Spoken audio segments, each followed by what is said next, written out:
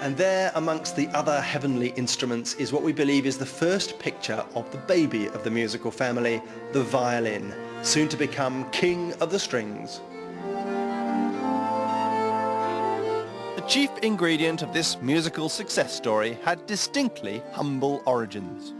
Violins, as opposed to their close cousins, may have been around for several decades before 1564. No one knows for sure because the violin, or the fiddle, had been the poor man's instrument, the sort of thing a street busker might play. The violin was primarily a dance instrument, and there was already a thriving tradition of folk fiddle accompanying peasants' merrymaking of various kinds to great effect. A tradition that is still alive and kicking today in folk, ceilidh and gypsy bands throughout Europe. In this music, the violin had one outstanding characteristic that proved decisive. Unlike its stringed predecessors, you could actually hear it.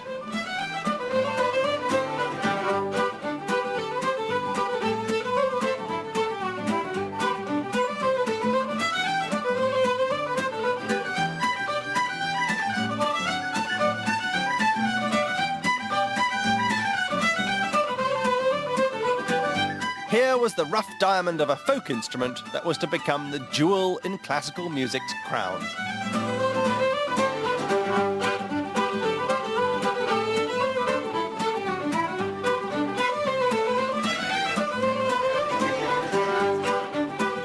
The fiddle, because of its power, range and flexibility, was the perfect instrument for a knees-up.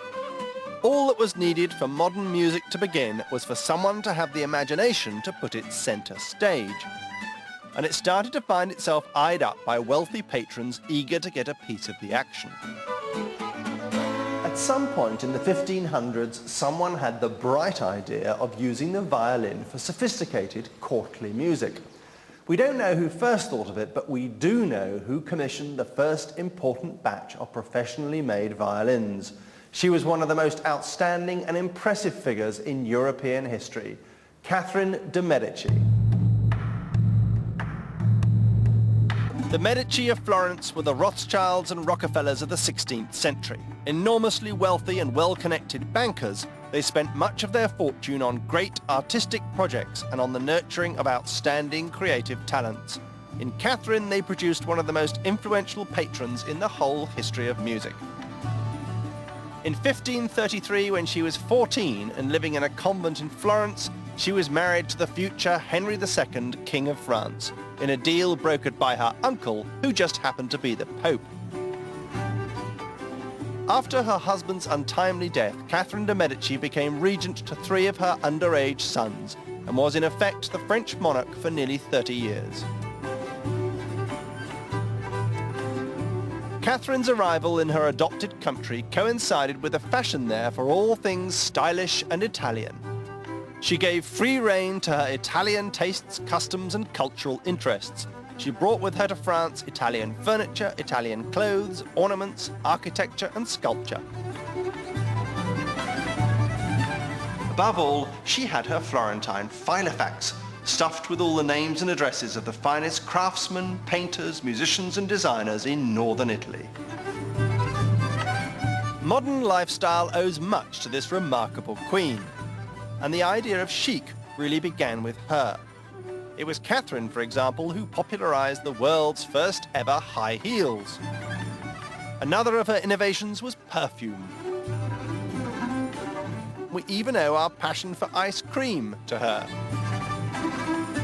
Catherine, too, sponsored the first side saddle to allow women to ride as fast as men. And that wasn't the only thing she introduced to give herself an edge over the boys.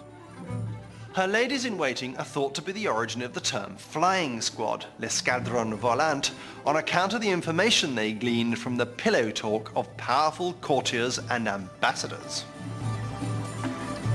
She entertained lavishly at her beautiful royal castles like Chenonceau in the Loire Valley. She had a ballroom built here on top of the bridge across the river, and she mounted many magnificences, spectacular shows and pageants. These magnificences had many components, from jousting tournaments to firework displays, from water fetes to mock battles. At one, a bunch of musicians dressed as mermen with conch shells for trumpets emerged from a lake on the back of a huge tortoise, pursued by Neptune on a water chariot and a bunch of wailing water maidens riding astride a gigantic model dolphin. But these extravagances weren't purely for pleasure. They had a far more serious purpose. It was Catherine's bad luck to be the power behind the throne when, thanks to the fallout from Luther's Reformation, France was plunged into decades of bitter religious war between Catholics and Protestants. To help her try to bring the two sides together, Catherine planned her seemingly frivolous court entertainments so that they were shot through with highly charged political symbolism. At a pageant in Lyon in 1564, for example, she choreographed a procession of Catholic and Protestant schoolchildren walking hand in hand. Catherine truly believed that spectacles like these could imbue the warring factions in her kingdom with a sense of harmony, order, and tolerance. She was wrong, but in trying to achieve it, she helped to set modern music in motion. In her attempts to promote peace, Catherine pinned her hopes most of all on dance, which symbolized order and harmony. And from her finely choreographed pageants sprang a new dance form, ballet. The dancers for the first ballets were mainly Catherine's flying squad of it girls, and as well as highly formalized dance routines, there was lots of singing and stand-up poetry. The most famous of these extravaganzas, the Ballet Comique de la Reine, lasted from 10 in the evening till 3 o'clock the next morning. Catherine's ballet, needless to say, was really designed to embody the virtues of social harmony. Renaissance dance, though, wasn't just about order and propriety. Passion and sensuality had their part to play too.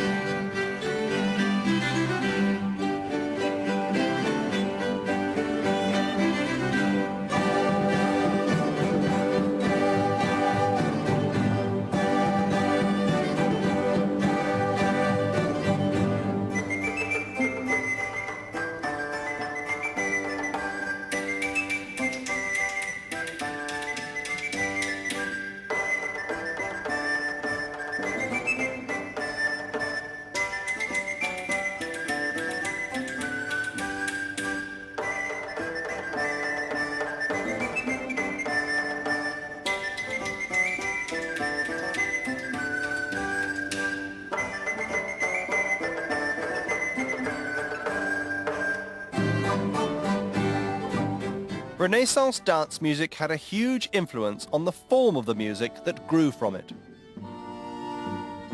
For dance music, it's natural to have some slow and some fast numbers. In the Renaissance, it was common to juxtapose two movements. The first, a slow and stately opening dance, followed by a quicker movement, using a variation of the first tune. After a while, composers started writing pieces that used these pairing techniques, even though the pieces weren't intended for actual dancing. From these roots sprang the musical forms of the next 300 years, sonata, concerto, and symphony. All of these began life as pairs or trios of contrasting dance movements going at different speeds. Catherine and her court were making musical history, but helping to develop the form of the modern symphony wasn't nearly enough for her. She also helped to develop the orchestra itself.